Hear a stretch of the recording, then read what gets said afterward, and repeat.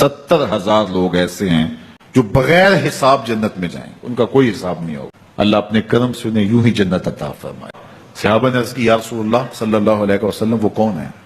تو آقا کریم نے ارشاد فرمایا کانوا لا یکتوون، یہ وہ لوگ ہیں جو اپنے جسم پہ داغ نہیں لگاتے، مخصوص نشان جسم پہ لگا لیتے ہیں. یہ فلاں بزرگ کی نشانی ہے، یہ فلاں جو ہے وہ شہید کی نشانی ہے. اللہ نے جب تمہیں سالم الاعضاء پیدا کیا ہے تو اپنے بدن کو تم کیوں نشانی؟ اس نے ساری نشانیاں لگائی ہیں، اس کی نشانیاں اتنی پکی ہیں کہ اس نشانیوں میں فرق بھی نہیں لگتا نا. یہ تمہارے انگوٹھے کی نشانی ہے، 6 ارب انسانوں کو لے آؤ اور نشان انگوٹھا لے آؤ، کسی ایک کا بھی نہیں ملے گا.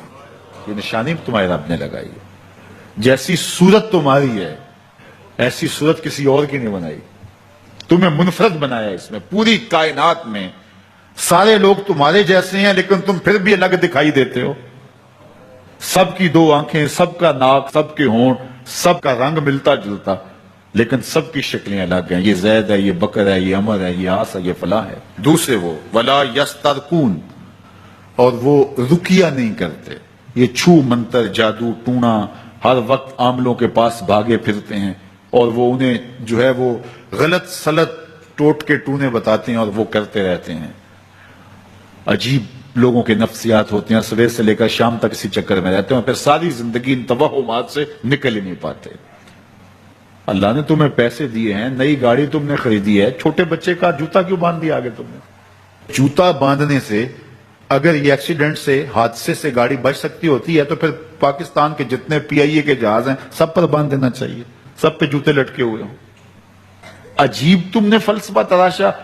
کسی نے جو ہے وہ کالی رنگ کی پٹی باندھ دی نیچے، اس سے اس کو نظر نہیں لگے گی. گھوڑے کے پاؤں کے نیچے جو کھری لگی ہوئی ہوتی ہے کچھ لوگوں نے اپنے گھروں میں وہ باندھی ہوئی ہوتی ہیں کہ اس سے ہمارے گھر کے اندر کوئی مصیبت نہیں آئے گی، کوئی تکلیف نہیں آئے گی. کسی نے ہنڈیا اپنے گھر کے اوپر الٹی رکھی ہوئی ہوتی ہے، یہ ہنڈیا بچا لے گی. اور میاں ہنڈیا کیا بچائے گی تجھے؟ اللہ کے قہر سے کچھ نہیں بچا سکتا. جب تمہارے اوپر کوئی مصیبت نازل ہونی ہے تو کچھ نہیں بچا سکتا. اگر بچنا چاہتے ہو تو پھر اللہ سے استغفار کرو، اللہ تعالیٰ کی تسبیح کرو، اللہ کی تحلیل کرو، میرے حضور پہ درود پڑھو، پھر دیکھنا کہ مصیبتیں ٹلتی ہیں یا نہیں ٹلتی ہیں. تو یہ خام خواہ کے رکیے اور یہ عامل لوگ جو ہیں ان کا تو کام ہی یہی ہے. ان کا کام چلتا ہے لوگ ذوف الاعتقادی میں مبتلا رہیں اور یہ کہہ دیتے ہیں کہ آپ کے خاندان میں ایک منحوس عورت ہے، یہ اس کا کیا ہوا ہے، تو کوئی نہ کوئی منحوس تو پہلے ہی انہوں نے طے کر رکھی ہوتی ہے، فوراً ذہن وہاں جا کلک ہو جاتا ہے. اس کا نون سے نام شروع ہوتا ہے، اس کا کاف سے نام شروع ہوتا ہے، اس کا جیم سے نام شروع ہوتا ہے. تو پورے خاندان میں کسی کا نام کاف، نون یا جیم سے تو شروع ہوتا ہی ہوگا، یا دوستوں میں، تو فوراً ذہن جو ہے ادھر منتقل ہو گیا. اب یہ بابا جی نے بتا دیا ہے، ہاں اس نے یہ بات کی تھی، کچھ باتیں یاد آنے لگیں. اس کاف سے شروع ہونے والے نام کے ساتھ نفرت پیدا ہو گئی. اس بابے نے نفرت کا کاروبار کیا. اس نے تو 100 روپے 200 روپے لے لیے لیکن 2 انسانوں کے اندر نفرت ڈال دی. اس کا گریبان کل قیامت کے دن پکڑا جائے گا. ان ملنگوں کے پاس، ان ذوف الاعتقادی کو پھیلانے والوں کے پاس کبھی نہ جاؤ. تمہیں مصیبت پڑی ہے، تمہیں لگ رہا ہے کہ شاید میرے اوپر جادو ہے، تو پڑھو نا سورہ بقرہ، جادو جڑ سے اکھڑ جائے گا. 40 دن اپنے گھر میں سورہ بقرہ پڑھو، برکت ہوگی. کہتے ہیں مولوی صاحب 40 دن تو نہیں پڑھی جا سکتی، 2.5 پارے، ہمیں کوئی تعویذ ہی کر دیں. ہم شارٹ کٹ چاہتے ہیں نا، روزانہ صبح 2.5 پارے سورہ بقرہ پڑھے، یہ تو ہم سے نہیں پڑھی جائے گی. تو آپ کوئی تعویذ ہی لکھ دیں.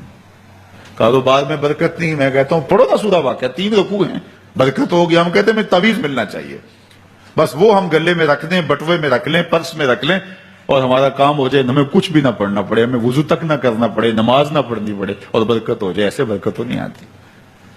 اس لیے چھوڑو ان کی جان، آؤ قرآن مجید پہ آؤ، آؤ سجدوں پہ آؤ، آؤ دعاؤں پہ آؤ.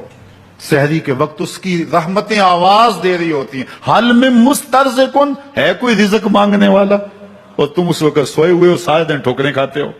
آؤ نا اس وقت جھولی پھیلا کے، ہاتھ پھیلا کے کہو مالک تو جھولیاں بھر دے، تو پھر دیکھنا کبھی کمی نہیں آئے گی، عطا فرمائے گی.